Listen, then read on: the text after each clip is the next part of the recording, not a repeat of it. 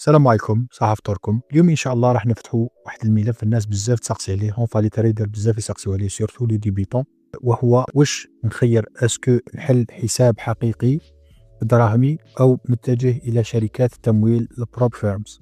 كاين بزاف تغليط في هذا الموضوع، إنه كاين اللي يقول لك البروب فيرمز سكامرز وما يسلكوش وما يخلصوش، وكاين اللي يقول لك الكونتريال ثاني مستحيل تبدا بمبلغ صغير، وهو أمر طبيعي. اليوم راح نديروا مقارنة ونشوفوا السلبيات والإيجابيات تاع كل وحدة، وفي الأخير نعطيكم رأيي علاش أنا خيرت طريق من هذو الطرق. أولا نبداو بالحساب الحقيقي. الإيجابيات تاعو راهم كثيرة ومتعددة، لكن أنا نشوف بلي كاين حاجتين اللي فريمون يهمونا، وهي الحرية.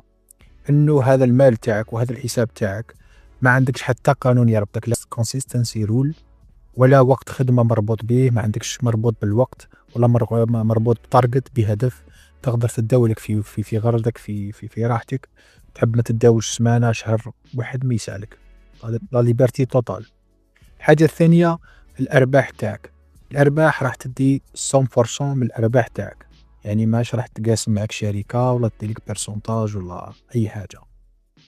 تقريبا هذوما أهم الإيجابيات اللي يكونوا في الحساب الحقيقي. أما السلبيات فإحنا كتجزين نعرفوا بعضنا أنه محدودية رأس المال، أنك باش تحل كونت تاع 2000 و 3000 و 4000 دولار ما هيش أمر سهل، مالغري كو 1000 و 2000 3000 دولار الجماعة اللي تريدي الفيوتشرز راهي مبلغ ضئيل جدا، يقدر تريد وحدة تخسر فيها 5% 10% من الحساب تاعك. دونك لازم يكون عندك على الأقل 10,000 دولار في الحساب تاعك، هذا على الأقل، وهذا شيء صعيب بزاف باش يكون عندك هذا المبلغ. ثاني حاجة وهي الضغط النفسي اللي راح يكون عليك في الحساب الحقيقي، لأنه راك تريسكي بدراهمك، العواطف راح تطلع بزاف، الاموشنز تاعك راح تلعب دور بزاف هنا في التريد تاعك، وراح تأثر على ستايل تاع التريدينج تاعك، وتبدا دير بزاف لي فوت ولي زيرور، تقدر تولي دير ريفنش تريدينغ، وطبيعة الحال راح تخسر كامل دراهمك. في الجزء الثاني نحكيو على شركات التمويل اللي بدلت حياة بزاف من التريدرز. الإيجابيات تاعها أنه عندك القوة الشرائية، عندك كابيتال كبير اللي تقدر تجيب كونت 50 كا ولا 100 كا 25 كا بسعر رمزي 100 دولار 90 دولار. في الفيوتشرز راكم تشوفوا في البري تاعها بلي رخاص، تعطيك ليفرج كبير ما تقدرش تحلم به حتى دير به كونت ريال.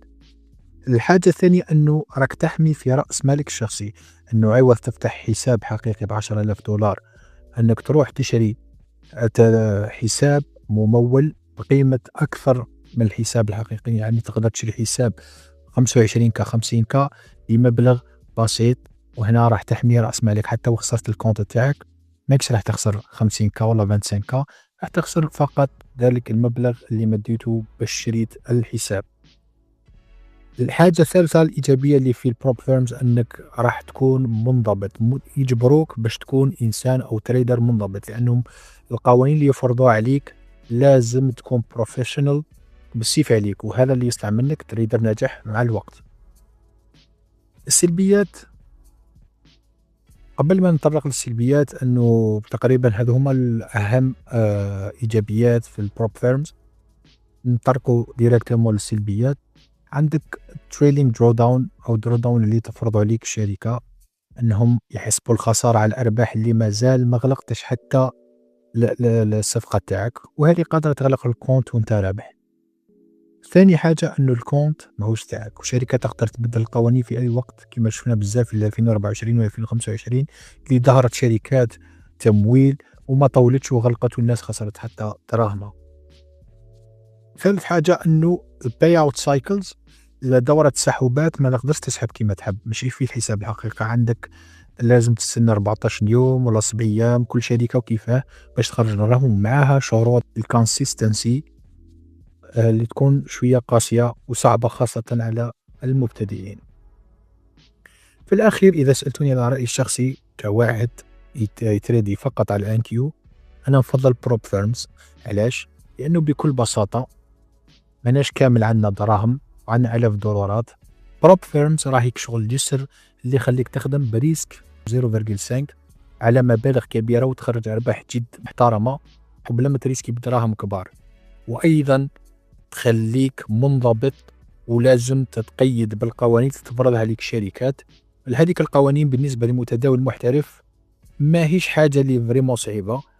البروفيرنس أنها أيضا تقدر تخليك مثلا إذا كنت متقيد بالقوانين وكنت متداول محترف، الباي اوت اللي راح أو المبالغ اللي راح تخرجها منهم تقدر من بعدها في المستقبل أنك تلم دراهم وتحل حساب حقيقي برأس مال كبير. الأخير قولوا لي في لي كومنتير واش هي التجربة تاعكم مع الشركات، وما تنساوش تشتركوا باش يوصلكم كل جديد. السلام عليكم.